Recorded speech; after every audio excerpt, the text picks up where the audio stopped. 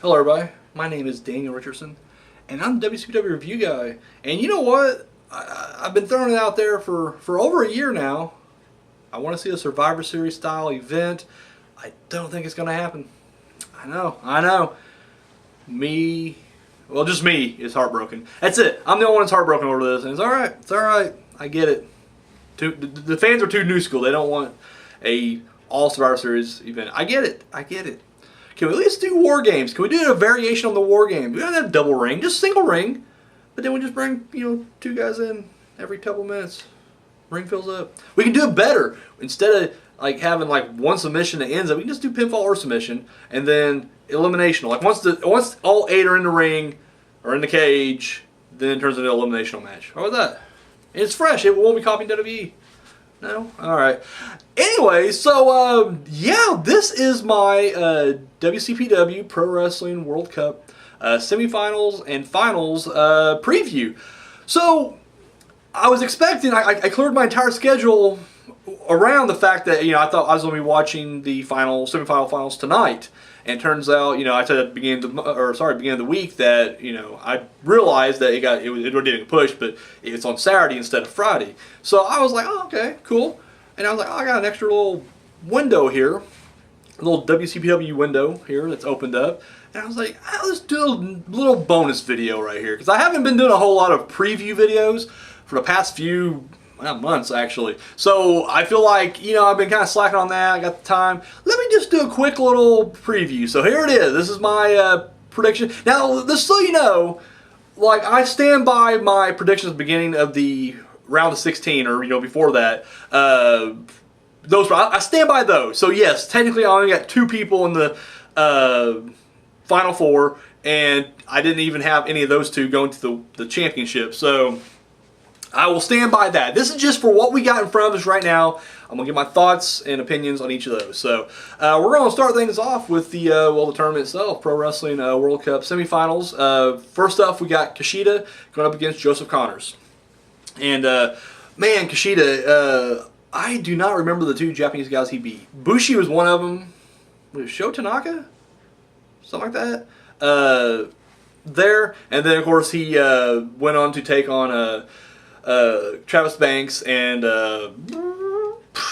Zack Sabre Jr., my pick, to get here in the Final Four. And then, of course, Connors was a last-minute replacement, substitution, whatever you want to call it, alternate for Michael Elgin. So, and he took out Coffey and Takahashi to get here. So, yeah, it's England versus Japan right here. Hey, I love Connors. Don't get me wrong. I do not want to see him win this. I don't. To me, I just feel like the finals, it should be 2 guys who have climbed the entire mountain together. You know what I mean? All 64 guys started at the very bottom of this mountain. As they're climbing up, people are dropping off. Don't get me wrong, Connors definitely earned his spot as far as he fought, Coffey, which is no easy matter. Takahashi put on a hell of a match there. But he did kind of get airplane lifted into the middle of the mountain and then start climbing up. So I think from that standpoint, this is the first World Cup, final or the tournament altogether. I feel like the finals, it should be both guys on even footing, So I want Kushida to win this, and I think he will. I really think he will. I think Connors, he came back. They did us a favor. They did us a solid. WWE rarely throws us a bone ever. So once again, can't badmouth him on this one because that really was an awesome moment. That's one of my favorite moments right there. When they do their top 10 moments at the end of the year, that's definitely gonna be one. Why wouldn't it be? It was so unexpected. It was shocking. It was just incredible. But I feel like he's done. He'll do 3 matches and then we're good. I want to see Kushida go into the finals. So that's my prediction right there. So moving on now, it's Ricochet versus Ospreay, the next semifinal match. Oh, man, every time these 2 guys get in the ring, magical. Just magical. Now these are the 2 guys that on my original bracket, these were here. These 2 made it that far. The original, it was on the other side was Joe Coffey and Zack Sabre Jr., and that just did not work at all. So here we are. I am blanking. I really should have wrote all that shit down. Ricochet took on, was it Matt Sydal and Keith Lee? And then Oh, I'm blanking. Angelico and my God, Penta. Bam! It takes me a minute, but I got there to get to this point right here. And then Will Ospreay took out Kirby, Rampage, Rey Mysterio, Mike Bailey. This is like the 4th event coming up in this 1 week. My mind is mush right now. I'm just trying to keep up with it. So the fact I'm getting this far, I should have brought notes. I didn't. It's amazing. Anyway, so yeah. Both guys have literally, climbed up. This is it. These guys have had, a lot of history. And once again, every time they get in the ring, it's just awesome. It really is. I feel like it could have gone either way when Ospreay was a heel. Before Scott Wainwright's injury. I feel like at that point, when I was looking, in my brackets, I had Ospreay going. Because I wanted Zack Sabre to be a heel to become the champion. However, I feel like Ospreay is going to be the guy they're going to push on this one. And once again, my point I made in the last video, this face turn, he's hot as hell. Like, let's face it, like he is the top guy as far as baby faces go. He's fans love him. He's excellent in the ring. But then like the storyline that he's had this in the past couple, in the last month, his best friend, let's be honest, both of them. But he was actually at war. Or in the war with his buddy who fell with an injury. And once again, he could have rolled out and just said, fuck it, I'm taking the count out. Let me help Scott out of here. And he didn't. He stayed in there and fought on. He soldiered on. Against War Machine. Like, seriously, I ain't that brave. Like, I would have just been like, I would have took the count out, and then if I would have got caught, I would have just tapped out, like, on his face, like, I quit. And then hopefully he'd drop me and not hurt me afterwards. And I would just run away. Either way, it concludes with me running away either way. He didn't. He went right at him. And once again, put up a hell of a valiant effort. But it's War Machine, and he got crushed. And then after that, Prestige comes knocking, like, hey, join us. Look at who's all here. Like, you're going to be doing better here. And he didn't. He didn't take the easy way out that time. Stood up to him. Said, no, don't need that shit. Took out 2 guys at once. And definitely started eyeballing Hendry afterwards. And then Rey Mysterio. Like, the most, like, that moment, I guess it would have played him being a heel, because once again, kayfabe's out the window at this point. But the fact that he did go babyface, and then he has that moment where, he has that emotional promo after his Rey Mysterio match, it just felt right. Like, I don't know, it all came together. And so, I just feel like that journey, in the short amount of time, I can't see him dropping in the semifinals. I don't see it. Once again, I think it's going to be a hell of a match. These guys, like I said, I keep going back to, I forget, I'm blanking on the name, I'm sorry, I'm unprofessional as hell, but when they fought and the top rope broke, and I'm thinking like that was epic, and it shows us how great both guys are, how they improvise on the spot. And not just that, but put on a good match. Like, it wasn't just like it broke and like, shit, let's just try it. No. It was top rope broke, they still put on like a 5-star match. Epic. Just epic. It's not very often that I will research people outside WCPW. Like, I don't, like, anytime someone shows up, I don't just go, well, let me go check on you. It's easy. I can go on YouTube and be like, type in the dude's name. His matches will pop up. I can watch 2 or 3 samples. I don't do that with anybody, hardly. It's very rare. And, of course, I definitely checked out the Ospreay Ricochet, Best of Super Juniors tournament, and it was epic. So once again, the mixed tag match they had with Tessa Blanchard and B. Priestley, awesome. So I expect nothing less here. Like, seriously, this, and maybe I'm overhyping it, who knows, but I expect this to be just pure and simply magic. But I have Ospreay going to the finals, which brings us to my finals. I'm predicting Kushida going up against Ospreay, and for everything I just said about Ospreay, it goes double here. I think Ospreay is going to be the one to win it. Kushida is awesome, but I feel like they're going to give the WCPW Cup to someone who's a regular in WCPW. And granted, I know Ospreay has his time when he's away from company, but I feel like Kushida will definitely be gone. He's he's a double champion, isn't he? Like, isn't he like an IWPG champion and a Ring of Honor champion? Either way, he's got 2 belts. I think he's going to be busy. He's not going to just stick around in England for the next however long. Ospreay, plain and simple. And I feel like this will be the catalyst, because now, like, you know, when he goes into his big feud with Hendry, because now, you know, once again, I'm not sure if they're going to try to play up the fact that Marty Scurll got injured after his six-man match the other night or not, but I feel like they're going to push that to the side, and it's going to be Hendry, Ospreay, the fact that Ospreay turned him down, the fact that, like, they're like, you can't do anything without us, and he goes on and wins the World Cup. I feel like the feud's going, it's all right there. So I feel like that's the way they're going to go. Will Ospreay's going to win this thing.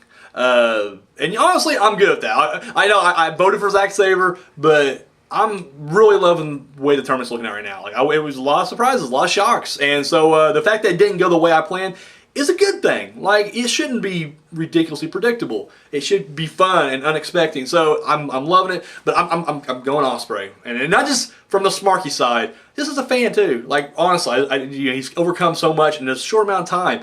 And the fact that, like, he was like this smarmy heel we all love to hate, now I generally love the guy. Like, I'm like, yes, you know. But I want to see him stay cocky though. Like, stay cocky, Ospreay. Don't lose that edge. Like, you gotta have that too. But I want to see him go forward. So yeah, Ospreay. That's my pick. And then finally, the last match. I don't know if it'll be the last match or not. It shouldn't be. Main event should be the World Cup. But the world title on the line. It's Joe Hendry going up against Jack Swagger. Then there's some history here. Now, I'm going to be honest with you. I don't exactly know what the history is because I didn't watch. I quit watching 07, the WWE. I quit watching WWE in 07. So, like, I missed out the entire Jack Swagger title reign, or when he actually was top of the mountain or whatever. All I know is that Hendry was just like a nameless goon, and once again, I don't know who his face and who his heel or what, but I just know Jack Swagger got him in the corner, backed him up, and, you know, I don't know if he actually hit him or anything like that. But it is kind of cool because it's funny because Jack Swagger, at that point, I'm guessing, was kind of high on the mountain. Do whatever he wants to do. And Joe Hendry was a no-name guy in a suit down here. And then Swagger, and, you know, once again, respect the guy. I'm glad he's here in WCPW. But let's be realistic. The stars started to fall. Coming down. Hendry, on the other hand, started going up. Not only is he an accomplished amateur wrestler, but in pro wrestling, rose so quickly. Not only is he WCPW champion, you know, leader of prestige, he feels like a big deal. And that's what I think I love about him. Because he has that quality that, you know, it's the undefinable quality here. And the fact that the stars just aligned perfectly this one night where they crossed paths years before, when one was down here, one's up here, and now they're intersecting. Bam. And it's going to meet right here. Jack Swagger, Joe Hendry. Now, I'll be honest with you. I'm going Hendry. I'm going for my WCPW boy because, A, I don't really know Jack Swagger. I'll be honest with you. In fact, I didn't start and even now I don't really watch WWE, but I watch like the YouTube highlights. I didn't start doing that for just, you know, like a couple years ago. So at that point, he was already Jobber. Like, there was no Jack Swagger. It was just Jack Jobber. Like, that was it. Oh, Jack the Jobber.